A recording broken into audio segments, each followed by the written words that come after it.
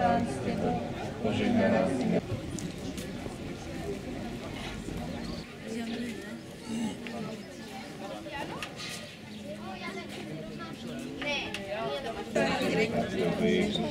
Sveta Mária, Matka.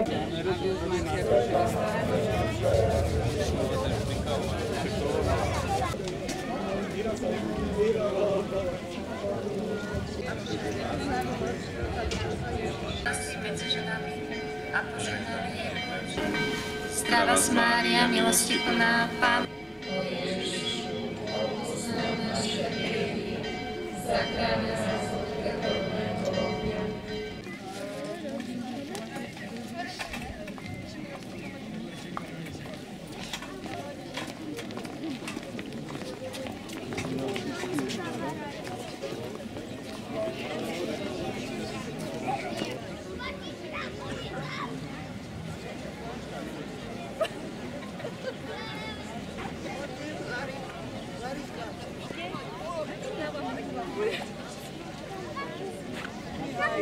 Neberú na ruky.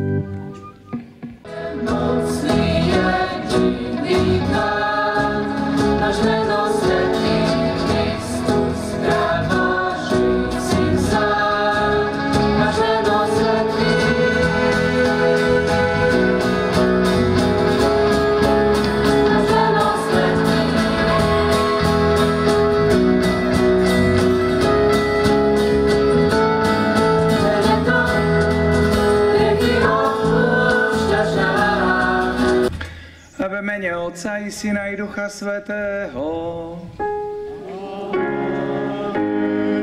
Milosť nášho Pána Ježiša Krista, láska Boha Otca i spoločenstvo Ducha Svätého, nech je s vami všetkými.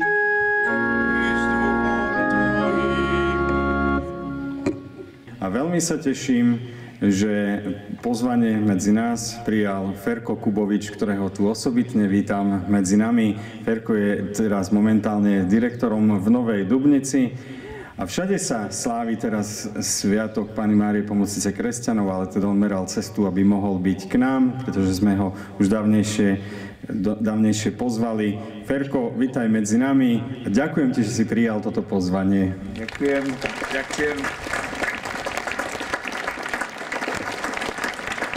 Tak keď ma Jura pozýval, tak som povedal, takáto príležitosť sa neodmieta, pretože teda ja mám v Trnave taký pekný vzťah, keďže moji rodičia sú tu nedaleko odtiaľ, to z Trakovíc, z Bučian. Takže pre mňa Trnava je skutočne ako také po Bratislave, ten taký druhý domov by som mohol povedať, lebo teda, keď aj chlapec som bol aj tak, často sme sem chodievali. Takže o to ja som sa tešil, že sem teda môžem prísť a spolu s vami sláviť tento sviatok Panny Márie Pomocnice kresťanov. Tak na úvod svätej omše oľutujme všetky naše hriechy, naše slabosti, nedokonalosti, odovzdajme ich do Božieho milosrdenstva a poprosme o odpustenie. Keď čítame životopisy svätých, tak v tých ich životopisoch určite nenájdeme svätca, ktorý sa stal taký bez toho, že by mal nejaký vzťah alebo nejaký pozitívny postoj vyslovene povedaný k Panne Márii. A tak ako hovorí svätá Terezia z Avily, že naša spása nám bola daná cez ľudstvo Ježiša Krista, tak jeho vtelenie nám bolo dané skrze jeho matku, Pannu Máriu.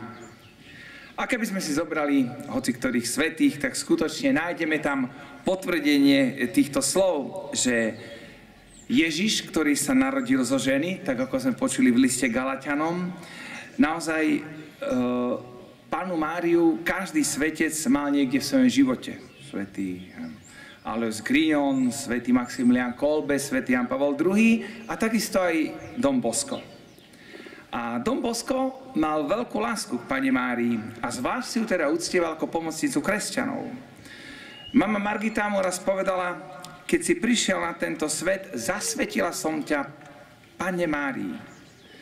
Keď si začal tvoje štúdia, tak mama Margita mu povedala, maj veľkú lásku k Panne Márii. Buď celý jej. Maj rád kamarátov, ktorí majú radi Pannu Máriu. A keď sa staneš raz kňazom, tak šír úctu k Panne Márii. A skutočne Dom Bosco naplnil túto túžbu jeho mamy a vieme, že Panna Mária si ho ešte osobitne ako si tak predurčila k tomu a urobil veľké veci. Keď mal ten sen v 9 rokoch, tak Panna Mária bola tá, ktorá bola jeho učiteľkou a ktorá mu, môžem povedať, dala prácu. Budeš pracovať s mladými, pre dobro mladých, ktorých ona sama nazýva svojimi synmi. A potom Dom Bosco v roku 1844 mal taký sen, kde mu Panna Mária ukázala na Valdoku miesto, kde postaví jej chrám. A tak sa skutočne stalo. Dom Bosco postavil chrám Panny Márie Pomocnice kresťanov. A tam, v tom svojom sne, počul slová, ktoré mu hovorí ona. Toto je môj dom, odtiaľto vzíde moja sláva. A tak sa aj stalo. V čase, keď žil Dom Bosco, bola taká rozšírená úcta k Panne Márii Pomocnici kresťanov, ale to miesto, ten domov Panny Márie Pomocnice kresťanov, vlastne je v Turíne. Tam je ten chrám, ktorý Dom Bosco postavil a odtiaľ si teda, to je takým miestom kultu, hlavného kultu Panny Márie Pomocnice kresťanov, ktorú dneska slávime. A vieme, že Dom Bosco, keď začal stavať tento chrám, nemal žiadne peniaze, nemal nič. Ale bol presvedčený, že sama Panna Mária si postavila tento dom. A hovoril, každá tehlička v tomto kostole znamená jednu milosť, ktorú dala Panna Mária. A potom, ako postavil chrám, tak ešte postavil spolu s Máriou Dominikou Mazarelovou, založil živý chrám Céry Márie Pomocnice kresťanov. A tak teda slávnosť Panny Márie Pomocnice kresťanov pre nás salesiánsku rodinu je čímsi krásnym, čímsi veľkým, čímsi vznešeným. A tento sviatok nám vždy prináša takú radosť, taký život, čosi krásne. A tak by som teda chcel dneska možno sa dotknúť takých troch vecí z Evanjelia, ktoré sa môžeme naučiť my od Panny Márie. A je to teda Máriin pohľad, Máriina starostlivosť a Máriina blízkosť. Pred 2 týždňami sme boli s mladými na škole animácie, bolo ich tam 50. No a tak viete, že treba dať mladým ľuďom vždy nejaké také pravidlá. No a ja hovorím, tak stačí jedno také pravidlo, aby sme mali na tej veľkej chate, kde sme boli. Hovorím, tak však máme kopec spoločných priestorov, tak teda, aby akože chlapci nechodili dievčatám na izby a dievčatá chlapcom, hej. A tak celkom to pekne všetko prebiehalo počas teda celého dňa, naozaj taká spokojnosť. A už ja som tam ešte hral do 3 ráno s nimi karty, no už som išiel teda spať, no a hovorím, tak prejdem ešte po tej chodbe teda, hej. No a zrazu počujem teda, že tam teda návšteva bola na izbe, hej. No a teraz som tak rýchlo rozmýšľal, tak čo urobiť, hovorím si, tak sa nakričíme tam na nich, alebo čo tam urobíme. Tak som si povedal, nič, otvoril som dvere, pozrel som na nich takým pohľadom, že až mne bolo zle z toho pohľadu, keď som sa nevidel, prísne. No a som povedal, no dobre, a zavrel som dvere a išiel som spať. Však samozrejme nič tam nerobili, také cvičili nejaké divadielko či čo to. No ale teda stačil pohľad a pochopili. Pohľad je veľmi dôležitý. Veľa vecí môžeme povedať len cez pohľad. Lásku, povzbudenie, súcit, ale takisto aj výčitku, závisť, pýchu, dokonca aj nenávisť. A častokrát práve pohľad povie viac ako slová. Povie častokrát to, čo slová nevedia povedať. A tak dnes si môže položiť otázku, na koho sa pozerá Panna Mária svojím pohľadom, pretože každý z nás máme oči na to, aby sme pozerali. Panna Mária pozerá na každého z nás. A ako pozerá Panna Mária? Tak určite nepozerá tak, jak som ja pozeral na týchto mladých v noci, ale im to bolo potom dobre, oni to všetci teda ľutovali, prišli a tak, však sme to vytmavili, všetko bolo pekne. Potom sa tak zahladilo a odpustilo. Panna Mária na nás pozerá vždy pohľadom láskavosti, milosrdenstva. Vždy pozerá na nás s láskou. Vie, že túžime byť dobrí, ale nevždy sa nám to darí. A tak, jak Ježiš vo všetkých momentoch nášho života nás prevádza, aj Panna Mária vo všetkých momentoch svojho života pozerala na Ježiša. Keď mal tie momenty života radostné, šťastné, ale zároveň keď boli aj bolestné, tak jak sa to modlíme v modlitbe svätého Ruženca, tých 4 ružencoch. A môžeme si položiť dneska takú otázku, žijem ja vo svojom živote istotu pohľadu Márie na mňa? Som presvedčený, že Mária pozerá na mňa, že tento je láskavý pohľad spočíva každý deň na mne. A tiež si môžeme položiť aj druhú otázku, kam pozeráme my? Kde my sústredíme náš pohľad? Skutočne pozeráme aj my na ňu? Pozeráme na ňu ako na našu matku? Žiaľ, dnes mnohých takých, ja som čítal, neviem, či to je pravda, hej, to teda písali, že najviac ľudí chodí k verzcom a čarodejníkom v Trnavskom kraji.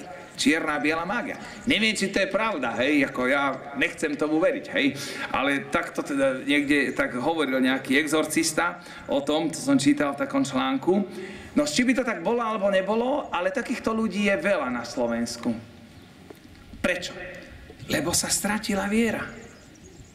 Lebo ľudia už nepozerajú na Boha, na tvár Panny Márie, ale pozerajú inde. Keď prídu ťažkosti, nezobere sa do rúk ruženec, ale ideme za nejakými takýmito pofidírnymi ľuďmi, o ktorých si my myslíme, že nám prinesú šťastie, že vyriešia naše problémy. A práve keď sme unavení, keď sme znechutení, vtedy by sme mali pozrieť na Máriu. Vtedy by sme mali zacítiť tedy jej materinský pohľad. A Panna Mária každému z nás povie odvahu. Syn, dcera moja, ja som s tebou, ja ťa podržím, ja ťa neopustím. Som tvoja mama. A nech prídu v tvojom živote hociaké ťažkosti, námahy. Vlož svoju nádej do mňa, do môjho syna. Tak ako to robila Panna Mária. Mária vždy pozerala na Ježiša. V každej situácii. Či v Káne Galilejskej, či pod krížom. Teda pohľad Márie je taký, by sme mohli povedať, dvojitý. Na jednej strane Panna Mária pozerá na každého jedného z nás A na druhej strane Mária pozerá na Ježiša. A pozerať na Ježiša znamená naučiť sa milovať týmto spôsobom. Spôsobom lásky, ktorá sa dáva pre druhých. A my si tak môžeme položiť otázku, ku komu sa upína náš pohľad. Dobre, možno nechodíme za nejakými teda ľudovými liečiteľmi, veštcami. Ale koľko ľudí upiera svoj pohľad na tých pozemských mesiášov. A ľudia sú z toho frustrovaní, pretože ten pokoj neprichádza. Pretože ten, kto nám môže dať pokoj a radosť do srdca, je jedine Ježiš Kristus. A k tomu nás učí Panna Mária. Pozerajte na Ježiša. Pozerajte na ňo, pretože on je ten, ktorý môže naplniť váš život. Verím, že určite mnohí z vás chodíte do kostola na adoráciu, keď je vystavená sviatosť oltárna. A práve vtedy nám Panna Mária hovorí, pozeraj na môjho syna. Upriam svoj pohľad na Ježiša. Počúvaj ho, rozprávaj s ním. On na teba tiež pozerá s láskou. Nemaj strach. On ťa naučí, ako dobre žiť, ako žiť kvalitne. To, po čom všetci túžime. Tak toto som veľmi povzbudený. No, tak toto je úžasné. No, skutočne, Panna Mária robí stále zázraky. Ja keď som odchádzal z Bratislavy, tak mne mladí dali jedna rodinka taký taký zošit a tam boli biele strany. A mi hovoria, že Fero, tebe Panna Mária robila toľko tých zázrakov, že mal by si to tam začať písať. Tak ešte som to nezačal písať, ale skutočne niekedy sa pýtam, a ja som vďačný za to Panne Márii, hej, že vždy ma zapletie do nejakého zázraku. Tak jeden vám poviem, aby ste teda verili, že naozaj Panna Mária robí tie zázraky, a teda pomocnica osobitne. Pred 6 rokmi sme mali s mladými na púť po stopách, teda sme išli vtedy pozrieť Pátra Pia z Pietralčíny a potom ešte do Neapolu a do Ríma. Tak som to začal vybavovať všetko, lebo tak teda 50 miest na ubytovanie, to sa tak ľahko nenájde. A už som mal teda vybavené všetky tie ubytovania. Jediné ubytovanie, ktoré som nemal vybavené, bolo teda niekde v Neapole alebo pri Neapole. No tak jeden spolubrat mi hovorí, že ja tam mám takého známeho a že on určite to akože to vybaví a tak, mi to ešte tak v januári povedal, tak som bol pokojný, však hovorím, napíše. Január prešiel, február, márec, apríl, tak už pomaly som si hovoril, že už by bolo dobré, keby sa asi aj ozvali, že aby som mal teda tú istotu, lebo však všetko je zabezpečené a ťažko potom nájdem nejaké ubytovanie na začiatku leta. No a zrazu mi tak začiatkom mája teda hovorí, že no, že on ten vôbec sa neozval, ten, čo to mal v tom Neapole ako vybavovať a tak, takže vlastne nič z toho nebude. Tak, to nám pomôže Panna Mária pomocnica. Tak som sa začal modriť deviatník. Tak sa modlím deviatník, ale ešte som mal takú nádej, že možno tam ten z toho Neapola napíše. Prvý deň, druhý deň, chodím každý deň na maily pozerať, nič. Tak, nič neprišlo. Prišiel sviatok Panny Márie pomocnice kresťanov. Na Miletičovej tiež je kostol zasvetený Panny Márie pomocnice. Takto veľa ľudí tam bolo, tam vždy teda tak býva, že je svätá omša večer a potom teda takto sa stretnú všetci. A tak hovorím, že ešte Panna Mária má do polnoci ešte trošku času, aby vyriešila tento problém. A zrazu, jak som tam bol, tak pred kostolom zase došli chlapci, že je tu také jedno dievča, ktoré vie po taliansky a chcelo by sa s niekým po talianským porozprávať. Tak teda to akože mi ju predstavili, hej, tak som sa predstavil, čo som. Zrazu, predstavte si, ona bola z Neapola. No tak toto hovorím, to je neuveriteľné. No tak sme sa rozprávali a teda sa jej pýtam, že teda či by niečo nevedela tam. Ona samozrejme, môj oco, on tam má všelijaké kontakty a tak. A teda, že určite mi niečo zoženie. A zaujímavé na tom bolo, že to dievča išlo vlastne len tak okolo kostola, lebo ona si zabudla vlastne v práci doklady a zistila to, tak sa peši vracala a videla, že teda je tam nejaká náboženská slávnosť, tak sa zastavila. No a priviedli ju ku mne. No a teda sme sa rozprávali a za 2 dní som mal 3 možnosti ubytovania v tom Neapole. Tak si hovorím, tak to len Panna Mária mohla vybaviť. To naozaj nikto nemohol vybaviť, že Božia prozreteľnosť si vždy pomôže aj teda cez Pannu Máriu, cez obyčajného človeka. A som to považoval naozaj za veľký zázrak, pretože už teda všetko bolo vybavené a nemať kde spať v tom Neapole by bolo veľmi náročné. Takže tretia vlastnosť Panny Márie, prvá bola ten láskavý pohľad, druhá tá jej starostlivosť o nás a tretia blízkosť Panny Márie. Panna Mária je pri nás skutočne blízko, pretože tie Božie cesty a Máriine cesty sa vždy stretajú. Panna Mária bola bez hriechu, bola svätá, bola nepoškvrnená, bola dokonalá. A Boh je tiež svätý, dokonalý, nepoškvrnený. Ale Panna Mária bola ochránená od zla hriechu. Ale žila tu na zemi. Vie nás úplne pochopiť. Vie všetko, čo prežívame my. A práve tá naša túžba byť svätý, byť dobrý, sa môže naplňať v tej túžbe, že chceme žiť ako Panna Mária. A ona je pri nás. My keď prosíme dobré veci od svätých, od Panny Márie, od Boha, Pán Boh nám ich dá. My si častokrát myslíme, nie som toho hoden a kto vie, či mi to Pán Boh dá. Pán Boh ti to dá.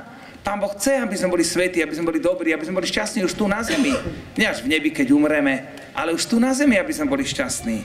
A práve Mária je tá, ktorá nám dáva dobré rady, ako byť šťastný, ako byť tu na zemi tým človekom, ktorý ukazuje o Božej láske. A vidíme to aj v tom evanjeliu, ktoré sme počuli o Káne Galilejskej, že Panna Mária je blízko. Zistí, že chýba plnosť života, že tá svadba už by asi teda dopadla trošku horšie, keby tam nebolo to víno, lebo aj to víno dávalo tú radosť a tú plnosť toho života. A práve Mária dáva dobrú radu. Dáva dobrú radu, čo majú urobiť títo ľudia, aby mali plnosť života. A toto vás teda chcem aj tak povzbudiť, že aby sme skutočne s tou Pannou Máriou reálne počítali v našom živote. Že to není len o tom, že doma si dám nejaký obrázok, nejakú sošku a že mi visí v aute ruženec, ktorý sa točí na zrkadle 360 stupňov dokola. Ale že je to o tom, že verím, že Mária kráča so mňou každý deň. Že je pri mne. Že cítim ten jej pohľad. Že cítim tu je blízkosť. Že cítim tu je dobrotu. Tak vám to zo srdca želám, aby každý z vás ste zažívali nielen raz do roka, ale každý deň nejaký zázrak Panny Márie. Amen.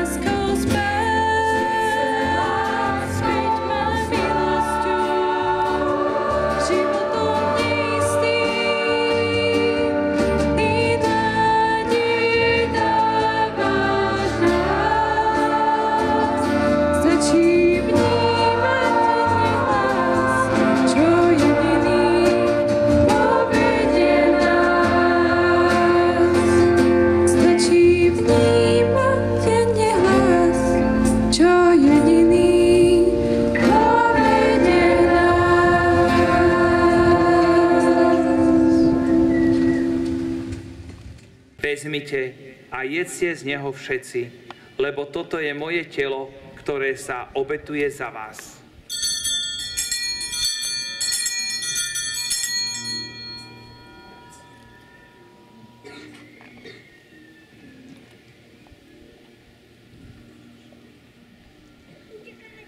Podobne po večeri vzal kalich, vzdával ti vďaky, dobrorečil a dal ho svojim učeníkom hovoriac: Vezmite a pite z neho všetci, lebo toto je kalich mojej krvi, ktorá sa vylieva za vás i za mnohých na odpustenie hriechov. Je to krv novej a večnej zmluvy. Toto robte na moju pamiatku.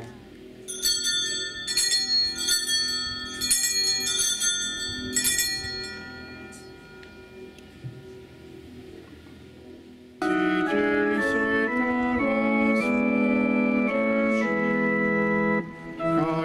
chrześcijanie.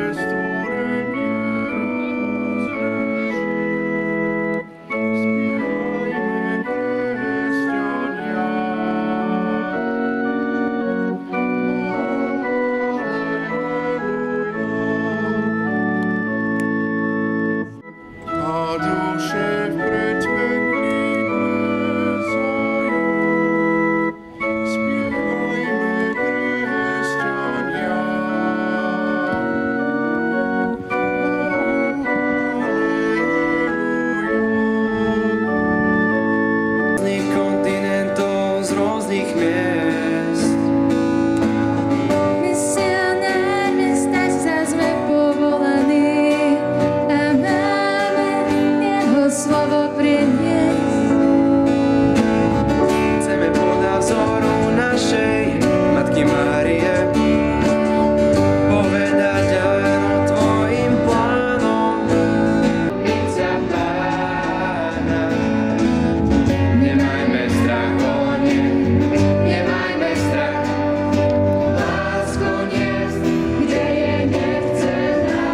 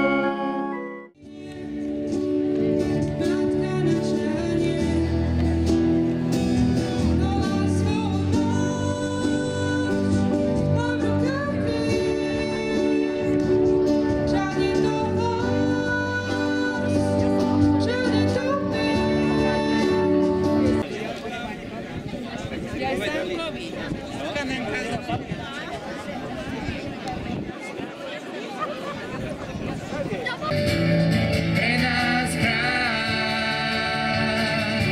Pani môjho srdca jediná, najkrajšia.